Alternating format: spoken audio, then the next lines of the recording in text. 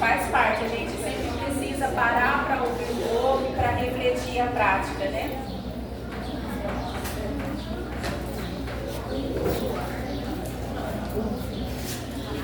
Então aqui, ó, voltando, é importante destacar que nós somos conscientes de que cada escola, ela tem... Deixa eu ver se eu falar assim, vocês conseguem me ouvir? Vamos ficar segurando isso aqui. Então, nós temos consciência de que cada escola, ela tem as suas próprias estratégias, os seus próprios...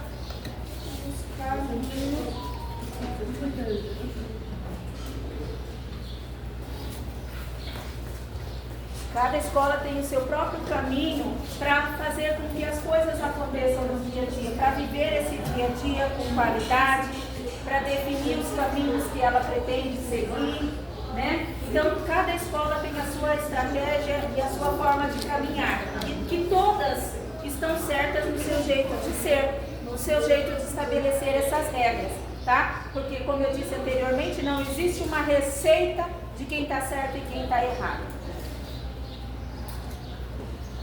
Para que tudo ande perfeitamente, os objetivos sejam atingidos na escola, cada um que ali está, ele precisa desenvolver a sua função com qualidade.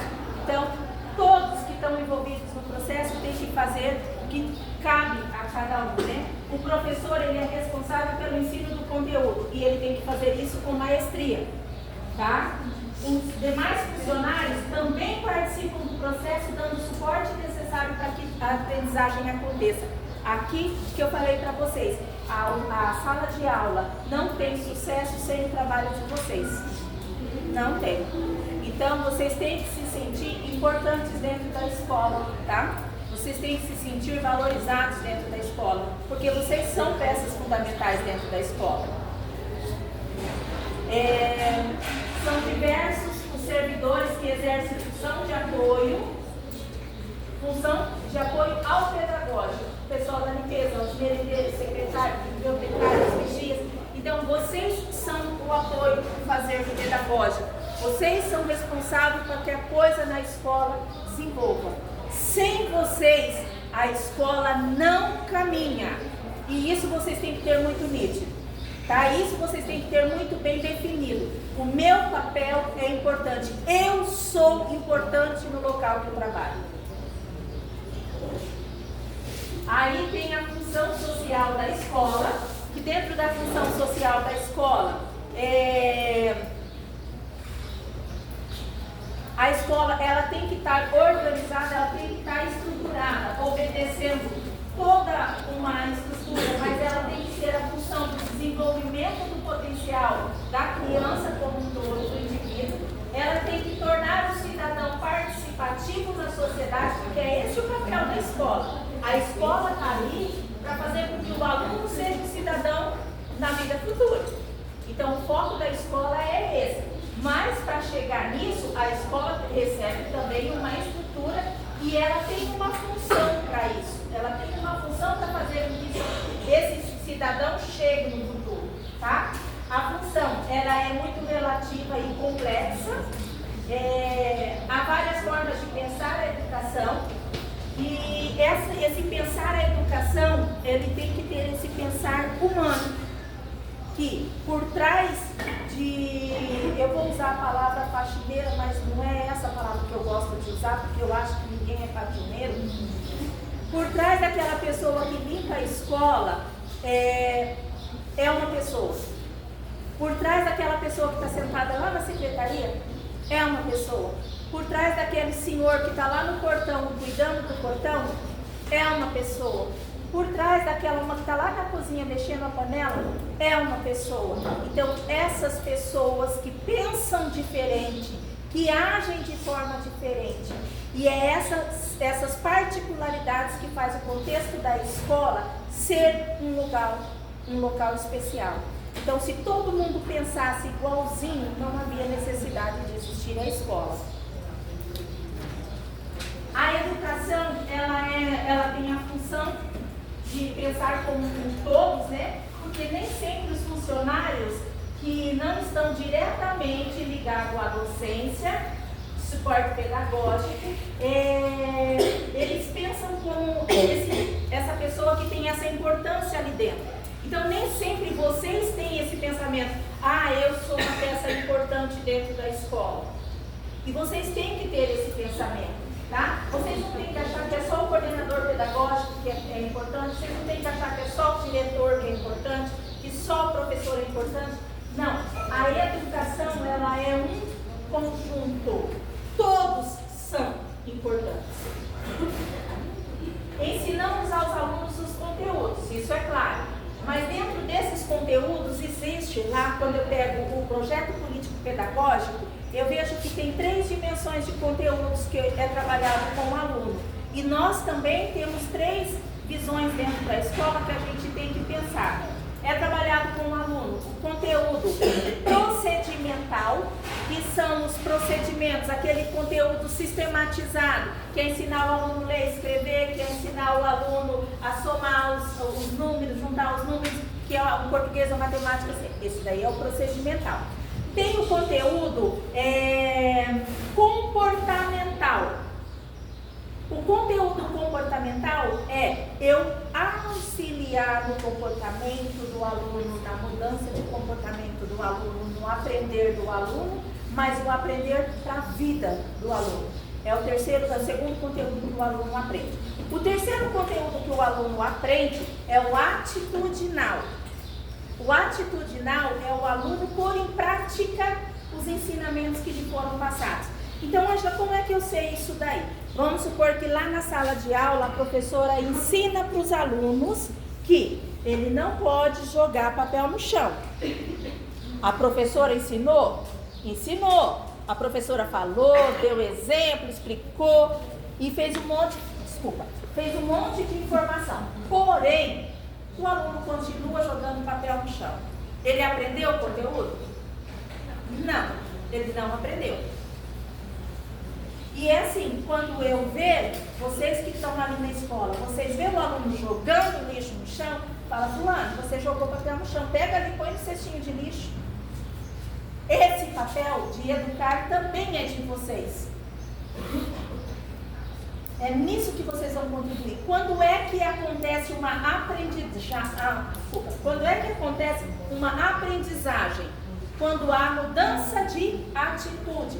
O procedimento, ele só foi aprendido se tiver uma mudança de atitude. E qual é a mudança de atitude? É eu abrir uma torneira, eu fechar a torneira, eu saber que o papel eu tenho que jogar no cesto de lixo e não no chão, gerou uma mudança de atitude. Então, houve aprendizagem. E isso daí também é no setor de vocês. Quando você vê um aluno deixando a torneira aberta, você fala, a torneira tem que ficar fechada. Vocês também são educadores nessas horas. O professor não está lá fora vendo se o aluno está ou não fechando a torneira, mas ele falou lá na sala. Quem vai olhar as atitudes do aluno é o professor, é o funcionário, os demais funcionários e é também a família em casa. Mas se não tiver, gente, se eu ensinar vocês, eu vou dar uma receita aqui, trabalho uma receita. Se vocês não colocarem em prática essa receita, não gerou aprendizado. Vocês têm que pôr em prática, vocês têm que saber fazer sozinho essa receita. Aí houve aprendizado. Senão vocês só viram, ouviram e foram embora e nada mudou. Se nada mudou, não houve aprendizagem, então não tem sucesso a nossa fala, tá? Aqui onde é que mostra para vocês que os conteúdos atitudinais, eles são permeados de valores. Mostrar que a sala de aula limpa facilita a tarefa dos professores. Olha o papel de vocês. Deixa os alunos confortáveis, olha o papel de vocês.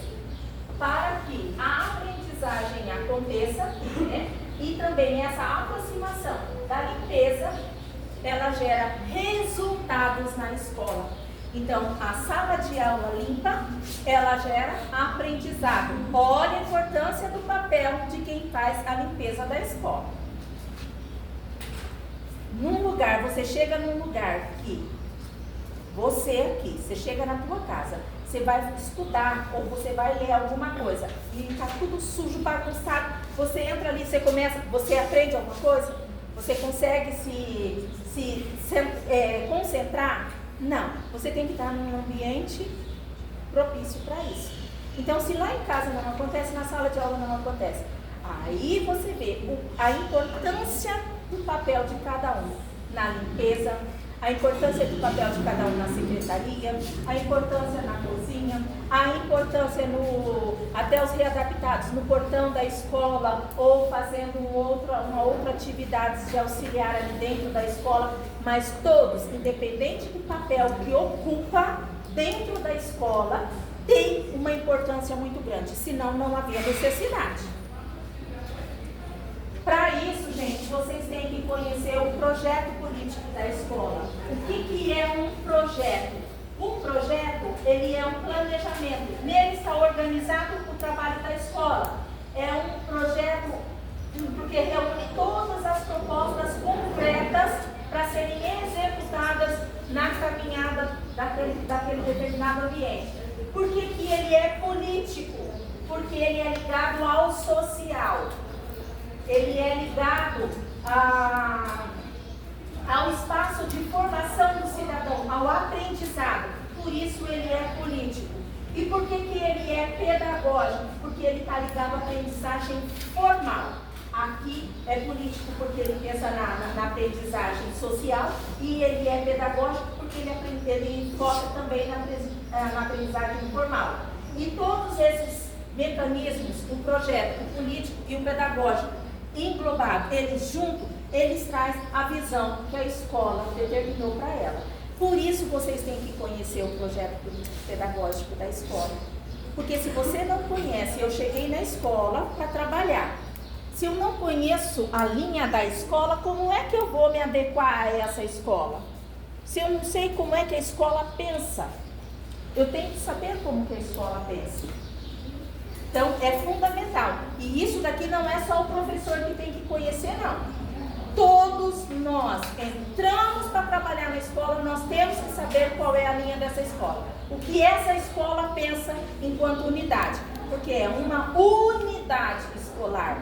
Todos têm que pensar a mesma coisa. Aí é só um lembrete que dentro do PPT. Vocês viram que aqui, ó, não sei se dá para enxergar, mas aqui é uma digital. Tá? A digital quer dizer que o projeto político-pedagógico, ele é a identidade da escola. Ele é um documento vivo que apresenta a linha dessa escola, tá? E ele tem a intenção de um compromisso com a comunidade que o cerca, tá? E dentro desse projeto, ele trabalha com a igualdade, a qualidade, a liberdade de pensamento, a gestão democrática e também a valorização. Aqui fala do magistério, mas não é só do magistério. Ele fala da valorização de todos que ali estão. Como que é elaborado? O projeto da escola, quando ele foi pensado, ele trouxe algumas diretrizes que todos os projetos do município de Naviraí têm que ter. Então, Naviraí amarrou que todos os projetos têm que ter a missão, o público-alvo, dados sobre a aprendizagem, a relação deste documento com as famílias, os recursos que a escola vai fazer uso, as diretrizes pedagógicas e tem que ter o plano de ação. Então, tudo isso aqui tem que conter. Mas os nossos projetos, eles vão um pouquinho mais além, tá? Eles têm muito mais coisas contempladas dentro dele, e é interessante a gente ter conhecimento. Tem algumas coisas que nós vamos atingir a curto prazo, a médio prazo ou a longo prazo. Então, tem coisas que têm que ser resolvidas agora, tem coisas que vão ser resolvidas daqui a pouco, e tem coisas que são resolvidas ao longo da caminhada, tá? Aqui, a integração ao projeto político-pedagógico. Então, como que vocês entram dentro desse projeto? Então, vocês entram porque vocês precisam fazer parte desse projeto, porque vocês precisam se sentir localizados ali dentro, vocês precisam se sentir parte de toda essa documentação, mas vocês só vão fazer isso se vocês estudarem esse documento, senão vocês não vão conseguir se localizar, tá? A gente observa muito que hoje na prática, eu vou falar do professor mais uma vez, o professor muitas vezes, ele chega na escola para dar aula e a gente vê que o professor, ele não pede para ver o documento que norteia a educação, que norteia aquela escola. Ele não lê o projeto político-pedagógico e ele não lê o regimento escolar. Como é que esse professor vai preparar as aulas dele? Se ele não segue a linha da escola? Porque quando você pega o projeto político-pedagógico, você sabe como que tem que ser avaliado o aluno, você sabe como que tem que ser preparadas as suas aulas, e o professor chega lá e ele não pede. Qual é o documento que norteia o trabalho dessa escola? Qual é o documento que vocês se orientam para fazer o trabalho dessa escola? E isso daí, gente, a gente conhece, a gente consegue definir o bom profissional do mais ou menos. Que aquele um que pede o documento da escola, ele sabe qual é o papel dele na educação. Somente conhecendo os objetivos da escola, sabendo os valores que estão estabelecidos, é que a gente consegue realmente participar das reuniões, a gente consegue participar da vida da escola, a gente consegue imaginar o porquê que a escola pensa nisso. Por exemplo, a escola resolveu fazer um interclasse. Aí você fala assim, nossa, mas interclasse é perda de tempo, porque os moleques não ficam assistindo aula, os moleques ficam brincando. Mas isso faz parte da linha de pensamento da escola. A gente acha que a criança não está aprendendo, mas a socialização está dentro da aprendizagem. Eu tenho que aprender a me socializar. Eu tenho que aprender a conviver no coletivo fora da sala de aula. Então faz parte do aprendizado. Aí, mais uma vez, entra aqui o trabalho de vocês. Opiniões, elas sempre são bem-vindas.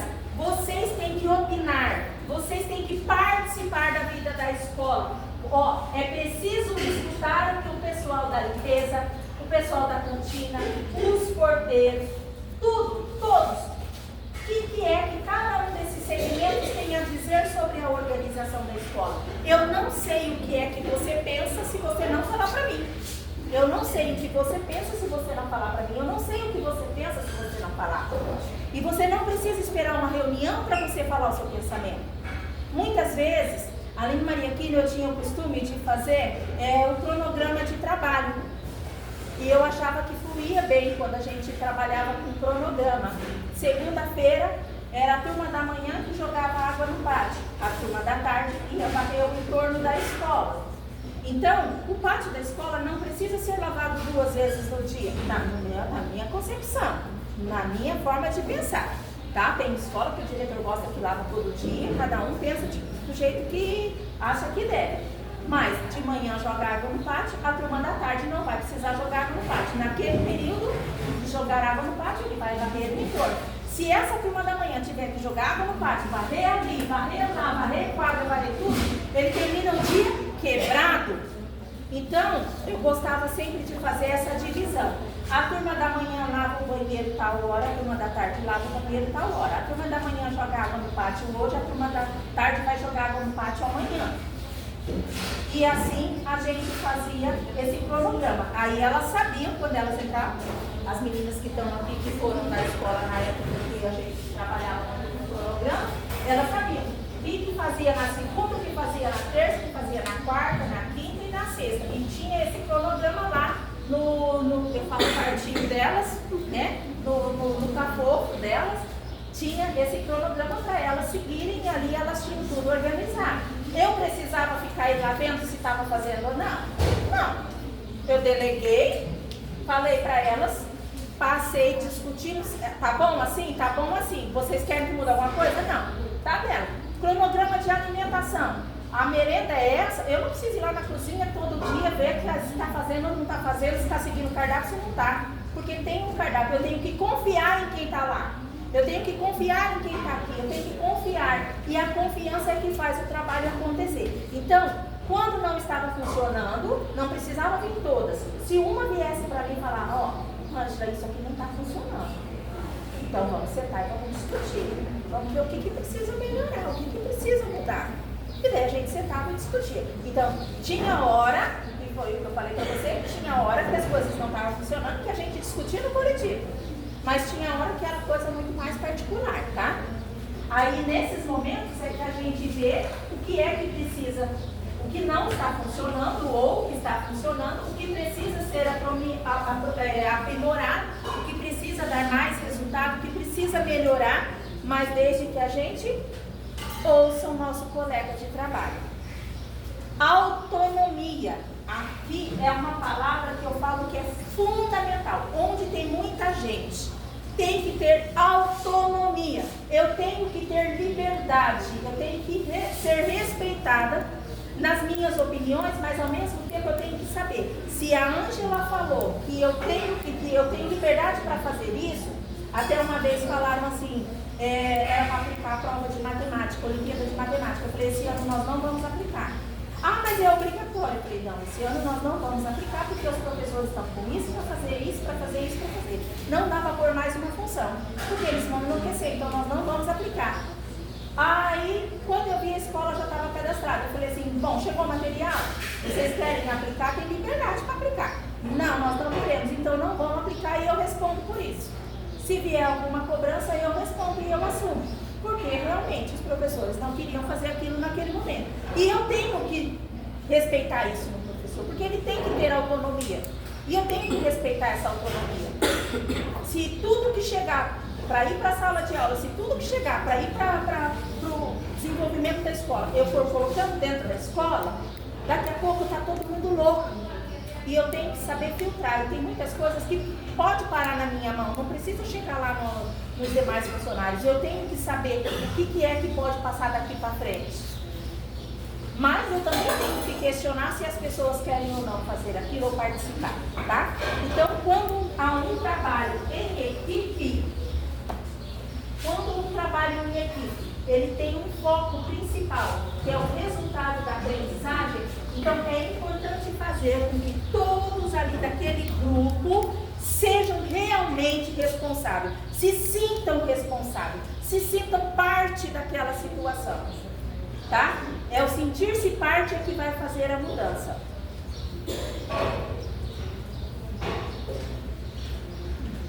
Como gestor, o meu papel é criar um espaço do diálogo.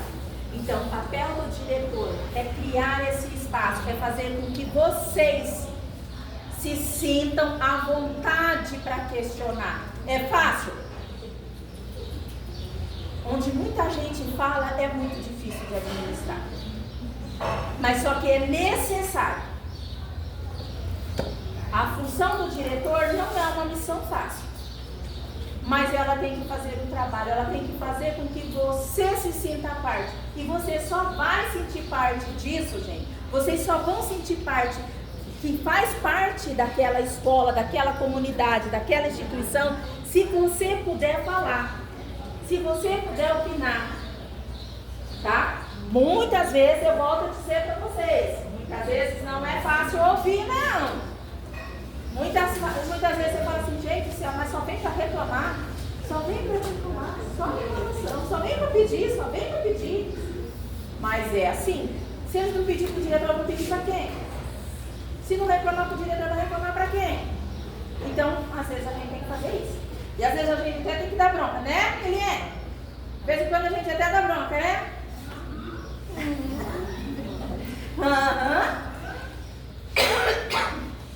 Mas isso faz parte. Mas mesmo no momento em que a gente dá uma bronquinha, não quer dizer que a gente não ouviu. A gente ouviu, tá? Então, mais uma vez eu volto a falar que a escola, ela deve ser espaço de aprendizagem. Lembra que eu falei para vocês que algumas coisas eu ia repetir várias vezes?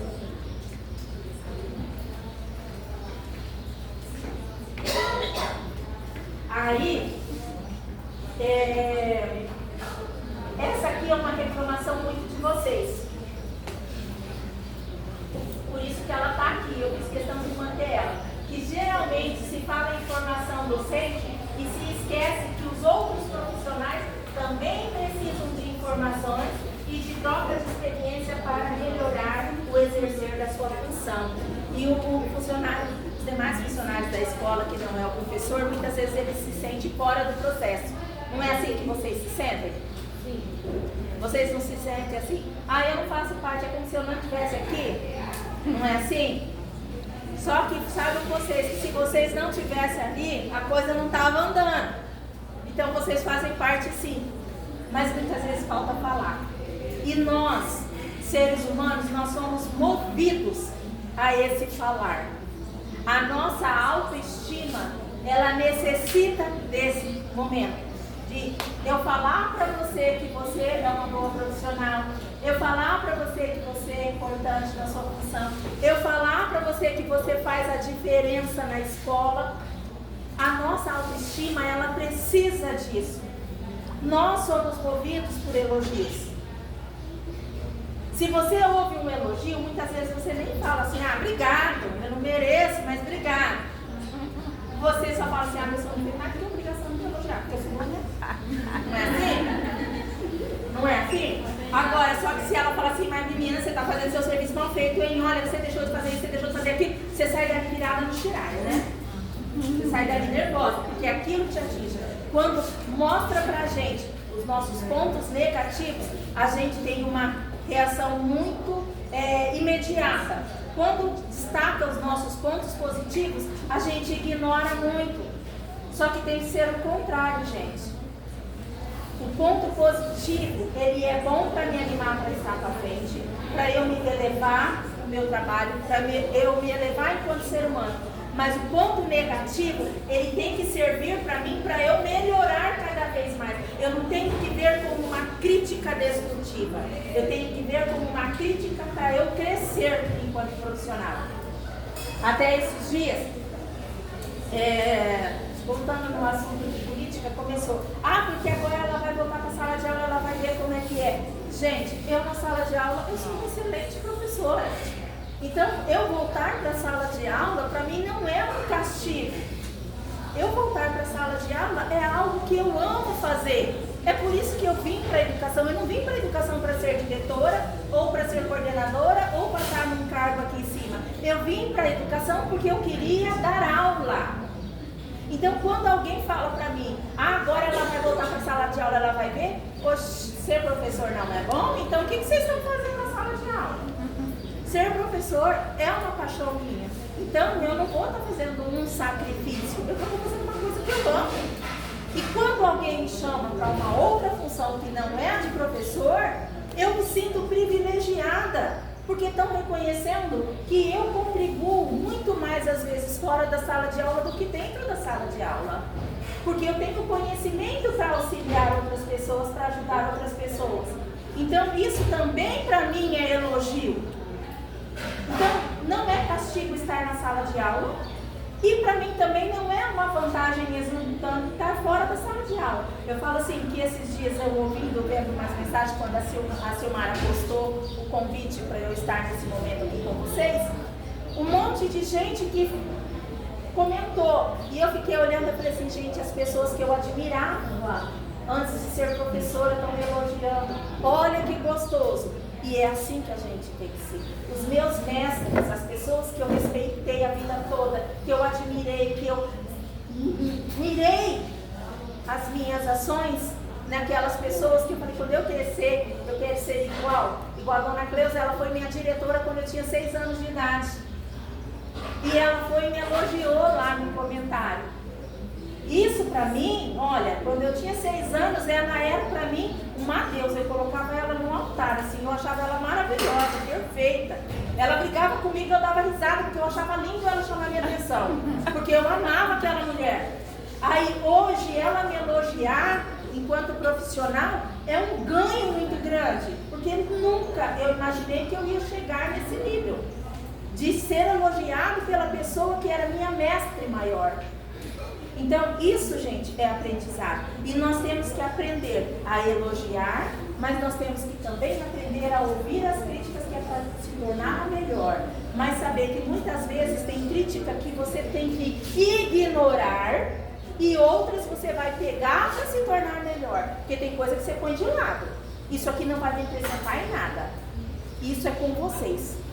Tem coisa que vai fazer você crescer, tem coisa que não vai te acrescentar. O que não for acrescentar para a vida profissional de vocês, põe de lado e pega. Olha, se você varrer os cantinhos melhor, vai facilitar, porque não vai encardir os cantinhos. Aí, peraí, então hoje na hora de limpar eu vou varrer melhor os cantinhos, que é uma coisa que eu não estou fazendo, mas se isso daí vai facilitar amanhã e depois, então é isso que eu vou fazer. Isso é crescer com uma crítica. Foi uma crítica construtiva. Não foi um elogio que a pessoa fez para você quando falou que você tem que varrer melhor os cantinhos. Não foi um elogio, foi uma crítica. Mas que se você cuidar melhor dos cantinhos, automaticamente vai dar mais qualidade no seu trabalho. Então, é uma crítica que vai te auxiliar, vai te levar para cima. Entenderam a diferença? Aí vem o regimento escolar, que nós não vamos ficar muito dentro do regimento, mas é um documento que vocês têm que se atentar pelo seguinte: quando você vai fazer um concurso para estar na função que vocês estão, lá na ementa do concurso, ele fala que a sua função vai ser essa e essa. Mas ali, eles te dão um direcionamento de qual vai ser a sua função. Mas não quer dizer que é só aquilo ali que você tem que fazer. Aquilo ali, eles só pegam um apanhado de qual é a sua função. O que é que você tem que fazer? Quando você chega na escola, você vai pegar o regimento. O que é regimento? É as leis que regem aquela escola. Então, quando eu entro numa escola, eu tenho que saber quais são as normas que regem. Por exemplo, pega aqui, ó, nós estamos assistindo uma orquestra tocando. A pessoa que está no violão, ela sabe o que ela tem que fazer. A que está lá no violino, ele sabe o que ele tem que fazer. Mas só que tem um maestro lá na frente que fica direcionando o trabalho. Ele está dizendo, mesmo que eu não olhe para ele, eu sei o que eu tenho que fazer. Mas ele está mostrando os momentos que tem que entrar. Ele está regendo a orquestra. Esse aqui é o documento que está dizendo para você o que você tem que fazer, mesmo você sabendo. O que mostra no cronograma do concurso é parte da tua função. Porém, as leis que regem a escola, ela não foi pensada pelo diretor, ela foi pensada pela comunidade escolar.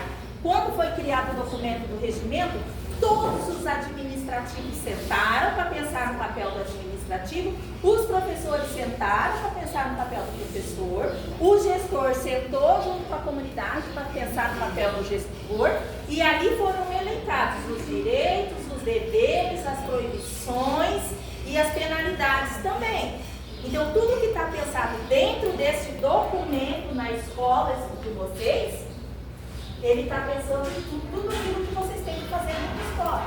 Então, quando o diretor fala assim, você tem que... Vamos supor que lá no documento do concurso não estava dizendo que você tinha que varrer a quadra. Vamos supor que não está escrito isso lá.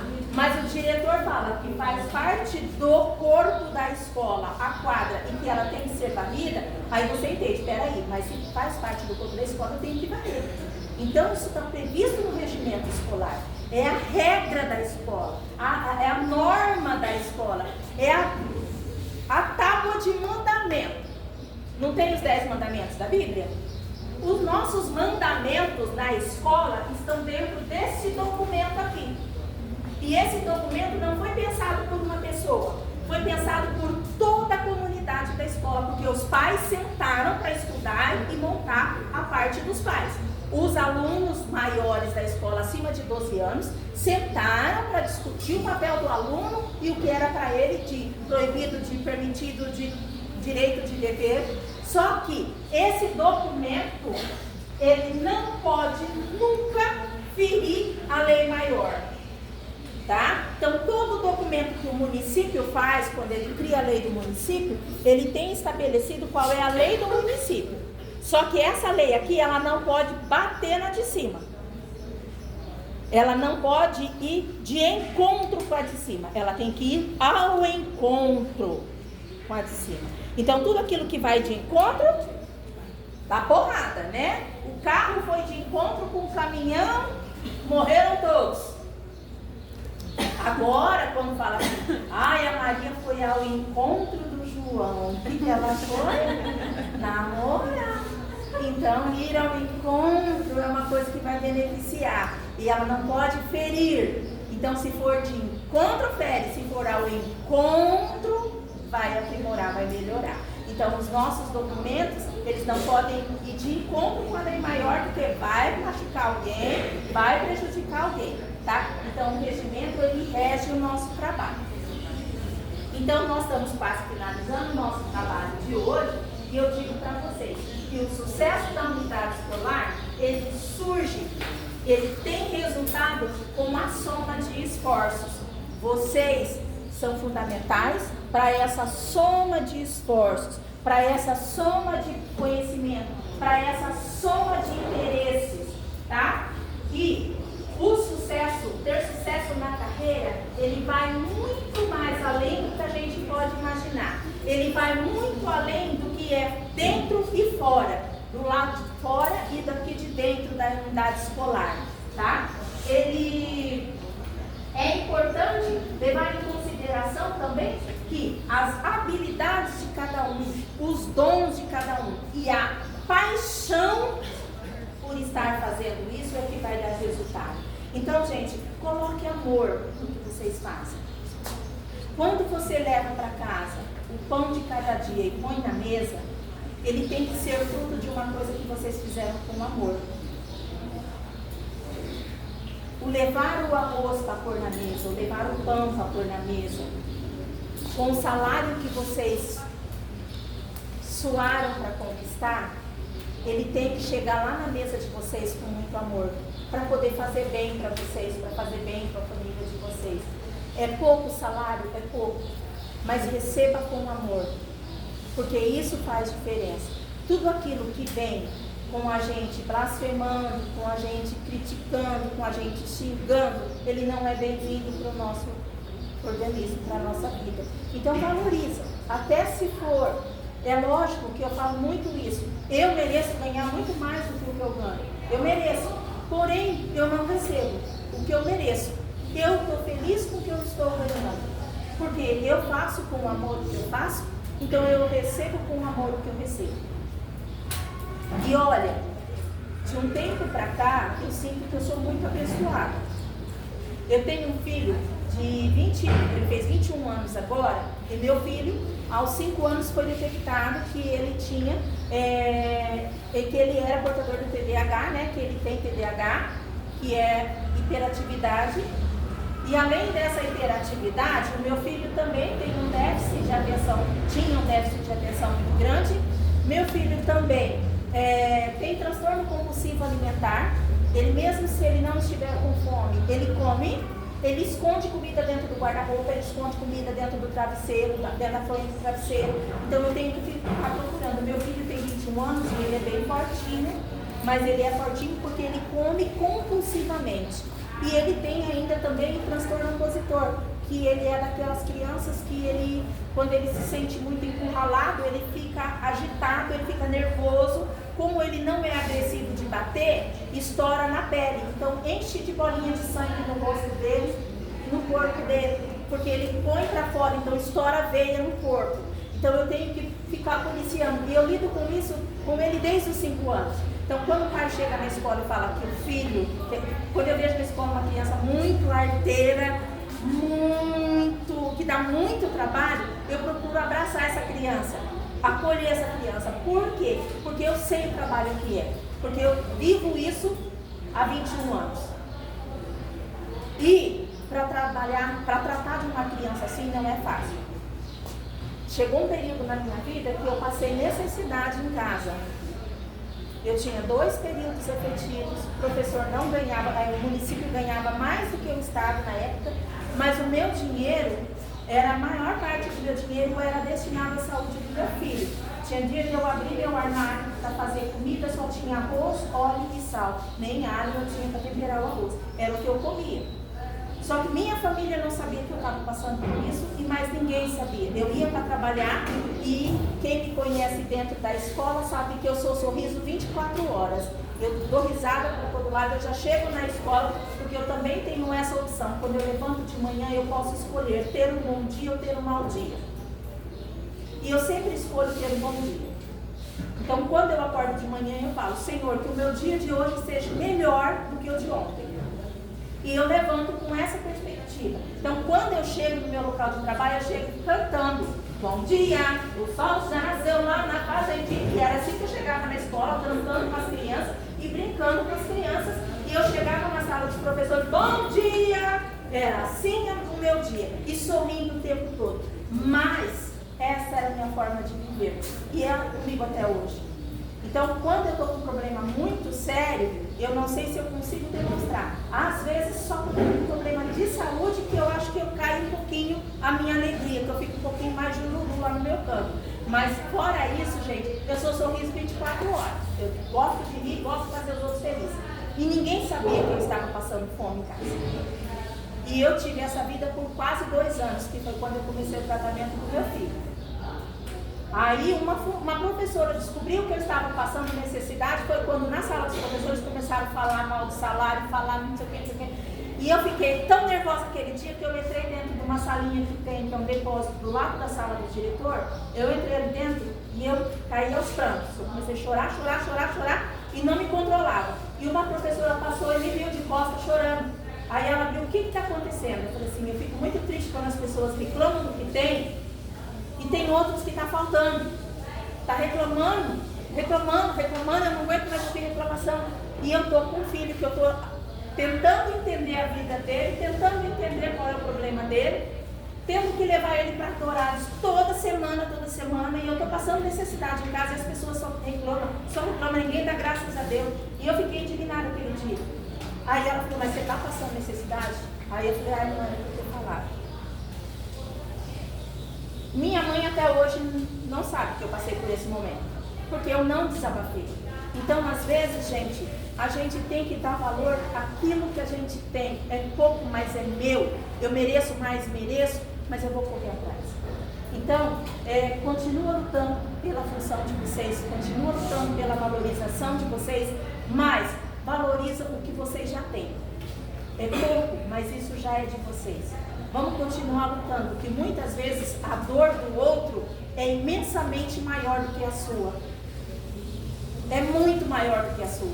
E você tem que aprender a reconhecer a dor do outro e falar assim: não, eu ainda tenho que dar graças a Deus, porque eu tenho 2 pernas para ir para o meu serviço. Porque tem gente que perdeu as 2.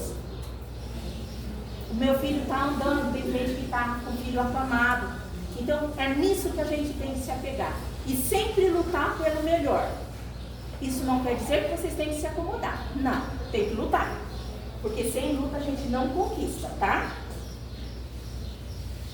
De coração agora, aproveite os momentos em que é preciso parar para afiar o machado, lendo aquele livro que você deixou lá guardadinho, você pega ele, vai ler, está lá na sua prateleira, para e vai assistir aquele filme que você tem vontade. Para e vai viver a sua vida, vai fazer um passeio, vai sentar lá na praça ou senta lá na frente de uma loja, na calçadinha, mas fica vendo o movimento dos carros. Faça alguma coisa para você se distrair, para você relaxar, mas não esqueça de afiar o seu machado, tá? Vamos continuar dialogando. As meninas que gostam de um crochê, que eu amo quando eu vejo na escola alguém que ama crochê, vai fazendo seu crochê, mas não deixa de falar, não deixa de ouvir, tá? E não deixa de tomar atitudes assertivas, atitudes que vai mudar a sua vida para melhor, sempre pensando no melhor. E a dica do dia é: faça o melhor que você puder, seja o melhor que você puder, porque o resultado virá na mesma proporção do seu esforço. Então, tudo aquilo que você fizer pensando no melhor, isso daí vai vir na mesma intensidade. Você não vai ter nada se você desejar menos, tá? Então, se eu quero muito, eu vou lutar para muito, e isso vai vir na mesma proporção do meu querer. O meu querer conta muito, tá bom? E eu eu quero agradecer o carinho de todos vocês. Eu quero desejar para vocês aí que a vida continue com muito sucesso, que vocês repitam muito a profissão de vocês e que vocês sintam parte importante dentro do fazer pedagógico, que vocês se sintam importante dentro da escola, que vocês se coloquem nessa posição, tá? Não é só o se sentir, se coloquem nessa posição. Eu sou importante, eu sou especial. Tem uma musiquinha que eu cantava muito com as crianças na educação infantil, ninguém é igual, eu sou especial, ninguém é igual, eu sou especial. Eu cantava essa música com as crianças porque ninguém é igual a ninguém, mas eu sou especial. Se você acha que você é especial, então canta que você é, canta que você é, canta que você é. Cada um é especial na posição que se coloca, certo? E eu agradeço muito a paciência de vocês de me ouvir, espero ter contribuído com vocês, só desejo que vocês continuem nessa caminhada, porque a educação é apaixonante. Cuidar de criança é uma coisa que me motiva todos os dias. Eu estou sentindo muito, mas muita falta da escola. Vocês não têm noção. Eu sinto falta daquelas criancinhas pequenas, eu sinto falta dos meus alunos conversando comigo. Eu passo de manhã por eles na rua, porque eu moro pertinho da escola. Eu converso com essas crianças vêm na minha casa, volta e meia conversar comigo, e isso é o que me motiva. Final de semana, enquanto os professores estavam nas suas casas, os alunos da escola iam na minha casa para fazer trabalho. Eu acolhia eles na minha casa. Eu colocava, meu computador era no quarto, tinha dia que tinha 10 moleques da escola lá fazendo trabalho no meu quarto. Eu falava, fica à vontade, eu estou lá na sala assistindo televisão, mas fica à vontade, faz o trabalho de vocês, depois eu só quero ver resultado. E era assim. Então, eu não sou daquelas que o aluno fica longe de mim, não. Muito pelo contrário, eu trago tudo para debaixo da minha asa e eu sou protetora mesmo. Do jeito que eu protejo meu filho, eu protejo o filho dos outros. E eu desejo que vocês façam o mesmo com as nossas crianças que estão caminhando no pátio da escola. Cuidem, zelem e amem, tá bom? Muito obrigada a todos.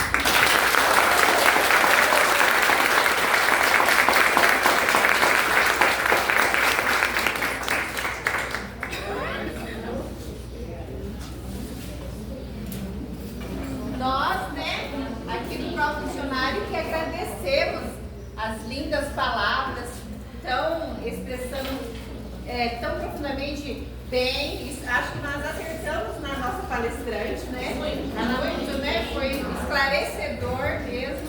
E a gente fez amassou um pouco mas nós temos um vídeo para você. Eu ia comprar uma champanhe, eu falei assim, acho que ela não vai beber, bebe não. Um docinho, né? Um docinho é sempre gostoso. Bom, um docinho é para você. Obrigada. Muito obrigada, tá?